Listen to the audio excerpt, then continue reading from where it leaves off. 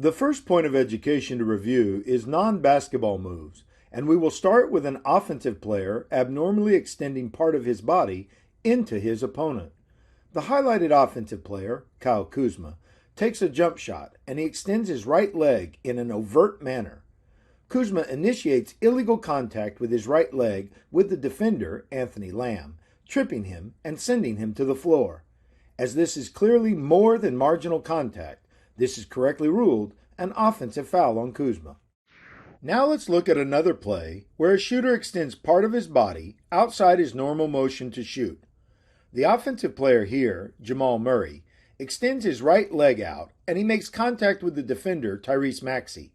Note, however, that since this is only marginal contact by Murray, this correctly results in a no call and it is a play-on situation.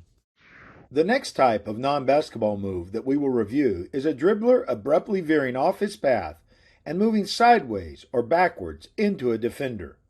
The highlighted dribbler, De'Aaron Fox, drives toward the basket and he then abruptly moves to his left, initiating illegal contact with his defender, Kentavious Caldwell-Pope. This contact by Fox is more than marginal, as it clearly affects Caldwell-Pope's ability to defend the play, and it was correctly ruled an offensive foul. Watch the contact on this next play closely. The highlighted dribbler in transition, Jaden Ivey, moves up the floor, and he then abruptly moves to his left, initiating illegal contact with his defender, Grayson Allen. This contact by Ivey is more than marginal, as it clearly affects Allen's ability to defend the play, and an offensive foul call was needed on this play. The next type of non-basketball move to review is an offensive player launching or leaning into a defender at an abnormal angle or trajectory. After the shot fake, the highlighted offensive player, Jason Tatum, moves forward at an abnormal angle into the defensive player, Anthony Davis, and there is contact. But since the contact between the two players here was only marginal and it did not rise to the level of a foul, this was correctly ruled a no call and a play-on situation. Keep your eye on the highlighted offensive player, Kawhi Leonard, on this next play. After his shot fake, Leonard moves overtly and abruptly forward, and in doing so, he initiates marginal contact with the defensive player, Tim Hardaway Jr. Since this contact initiated by Leonard here was only marginal, and it did not rise to the level of a foul, this play should have been ruled a no call and not a defensive foul. The final type of non-basketball move to review is contact between an offensive player and his defender where the offensive player uses his off arm to initiate illegal contact. The dribbler, Chris Duarte, uses his off arm to grab and hold the arm of the defender, Josh Hart. This illegal contact, seen clearly on the replay, affects Hart's ability to continue defending the play. An offensive foul on Duarte was correctly called on this play. The next point of education to review is traveling. This first play will show an example of an offensive player committing a traveling violation on the perimeter. The offensive player, Alperen Şengün, establishes his left foot as his pivot foot, but he then lifts that left foot prior to releasing the ball on the dribble. A traveling violation was correctly called on this play. This next play will show an example of an offensive player taking too many steps after gathering the ball. The offensive player, Tyrese Maxey, gathers the ball with his left foot on the floor, and he then commits a traveling violation by taking more than the allowed 2 steps before releasing the ball on his shot attempt. Remember, players are only allowed 2 steps after ending their dribble and gathering the ball. A traveling violation was needed here.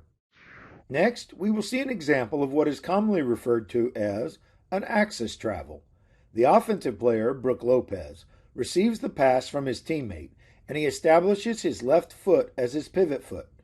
Lopez then slides and moves that left foot, repositioning it multiple times. This is illegal footwork, and the traveling violation is correctly called by the lead official. Our final example in the traveling section shows an offensive player taking too many steps after gathering the ball. The offensive player, Zach LaVine, drives toward the basket and he takes 3 steps after he gathers the ball. The replay shows LaVine gathering the ball with his left foot on the floor, and he then steps with his right, then his left, and finally with his right foot again for an illegal third step. This is a traveling violation, and it needed to be called here. Freedom of movement remains a key tenet of the NBA game. Keep your eye on the highlighted defensive player, Luke Kennard, on this next play.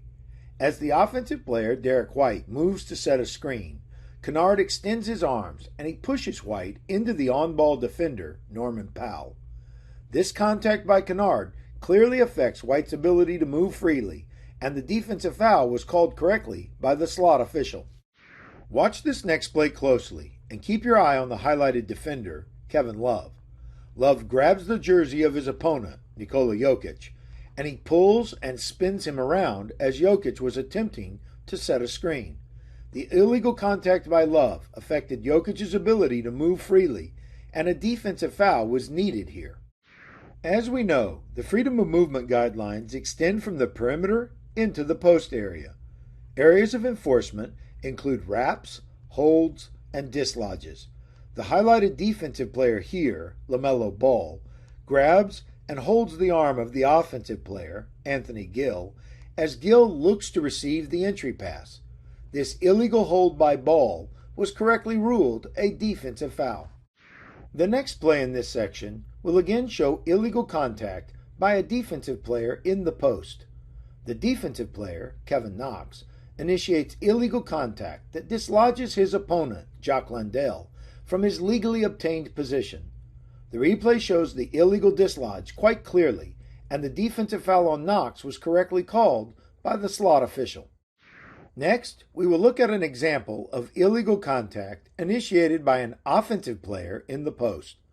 The highlighted offensive player, Miles Turner, uses his left arm to wrap and hold the post defender, Paul George, affecting George's ability to defend the play.